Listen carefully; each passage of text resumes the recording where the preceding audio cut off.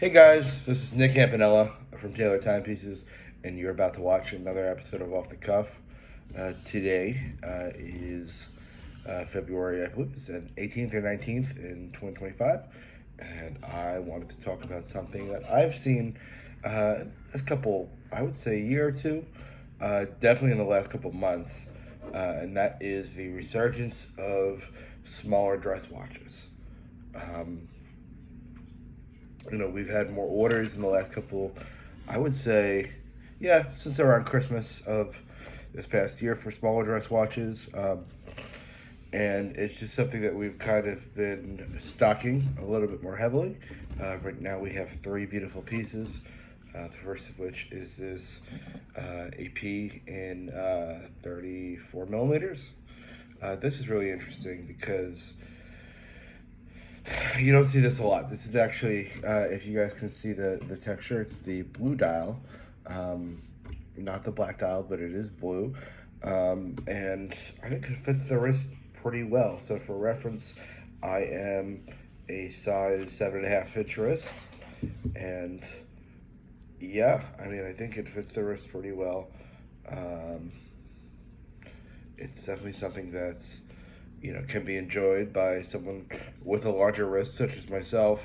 And price wise, I think that vintage and smaller pieces um, really are taking a comeback. So something like this is going to cost you about $15,000. And when you think about Royal Oak, especially a blue dialed Royal Oak, um, it's just unmatched when it comes to pricing and um, I mean, if you wanted something like this blue dial, uh, you would essentially have to pay, anywhere from $35 to $50,000, depending on the condition and the specific model. But I mean, something like this is also great for those who. Excuse me, just 1 second as I finagle this.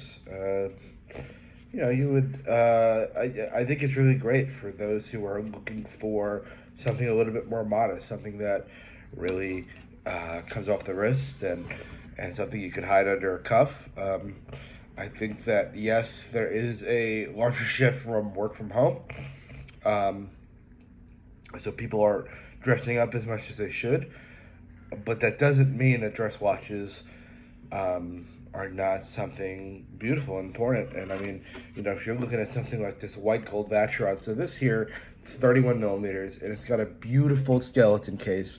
It's completely see-through. Excuse me. And I just think, for the price, you're looking at about $10,000, and something like that in a full white gold skeleton case is very, very difficult to find. I mean, I was speaking with an associate of mine the other day, and he was looking for a similar AP that was maybe a millimeter or two larger, and he paid, I believe it was about $28,000 for a piece like this. So, again, these vintage pieces, I think are just gorgeous, and I can't say much on the dial because there isn't one, but just the hand finishing of the watch and the details and everything. I think that it's something that should be desired. And then finally you have something like this. This is an AP. Now, the AP market in general, I think, in the last couple of weeks, has really taken a bit of a downturn. And I think this something like this is the perfect solution. I mean, this is a $5,000 watch in solid gold. Yes, it is a 33 millimeter watch. Yes, it's a dress piece, but if you're looking for something, like I said, to take to a cocktail hour, you're looking for something to, um, put on your wrist and, put over a nice dress cuff or something to pair with a suit. Here at Taylor Timepieces, I do wear a lot of suits. We do run, clothing company when I'm not doing watch and watch related things.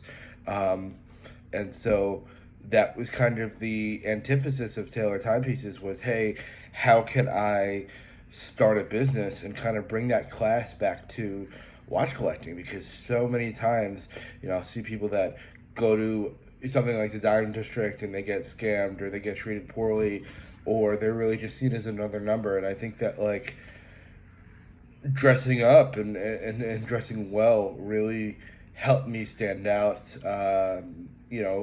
Along with great customer service, but it really did help me stand out.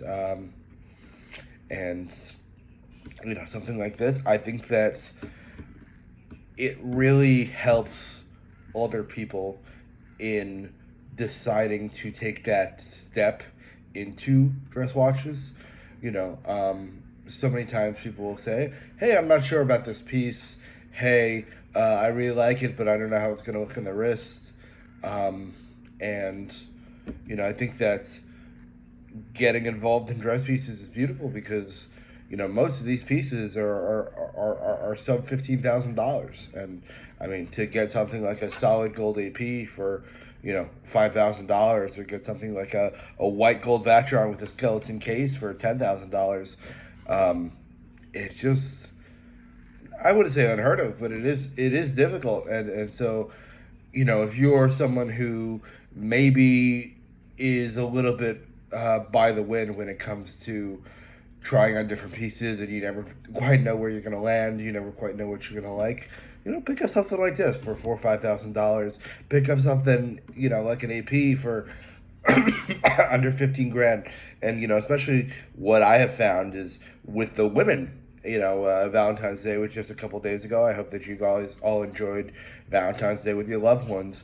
A lot of the women are starting to enjoy these pieces as well, and you see a lot of women in recent years will wear the larger pieces that their gentlemen have off their wrist. And while I think that is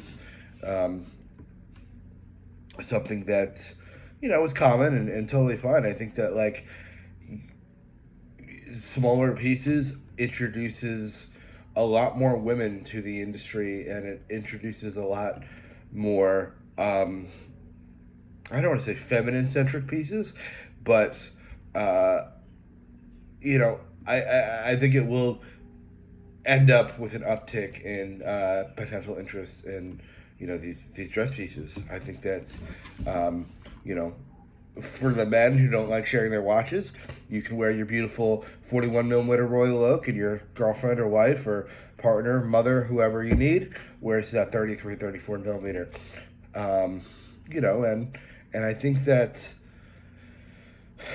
will really bring about a resurgence of interest that women have in timepieces. I think that watches are trending smaller these days. I think that if you were to ask me a couple years ago, maybe 3, 4, 5 years ago, when the company first started, you had guys that wanted these big saucer timepieces, and don't even get me started on that 50 millimeter Challenger Rolex that I think is way too big. It's a beautiful piece, but definitely way too big. I think that we are trending back down to smaller pieces, and I think that